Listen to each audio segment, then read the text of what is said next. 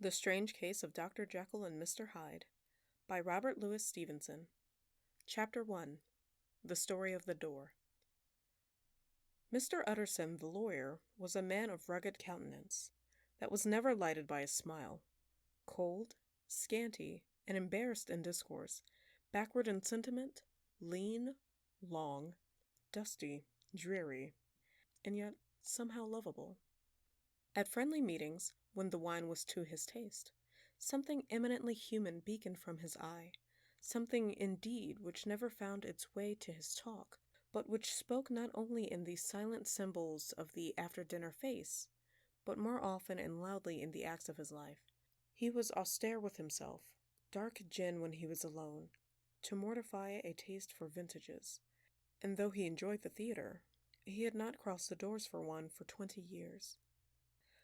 But he had an approved tolerance for others, sometimes wondering, almost with envy, at the high pressure of spirits involved in their misdeeds, and in any extremity inclined to help rather than reprove. "I incline to Cain's heresy," he used to say. "I let my brother go to the devil in his quaintly own way."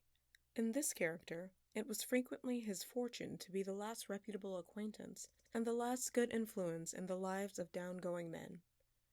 And to such as these, so long as they came about his chambers, he never marked a shade of change in his demeanor.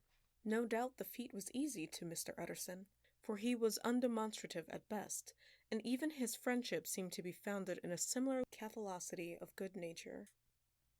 It is the mark of a modest man to accept his friendly circle, ready-made for the hands of opportunity, and that was the lawyer's way. His friends were those of his own blood, or those whom he had known the longest. His affections, like ivy, were the growth of time. They implied no aptness in the object. Hence, no doubt, the bond that united him to Mr. Richard Enfield, his distant kinsman, the well-known man about the town. It was a nut to crack for many what these two could see in each other, or what subject they could find in common. It was reported by those who encountered them in their Sunday walks that they said nothing, looked singularly dull, and would hail with obvious relief the appearance of a friend. For all that, the two men put the greatest store by these excursions, counted them the chief jewel of each week, and not only set aside occasions of pleasure, but even resisted the calls of business, that they might enjoy them uninterrupted.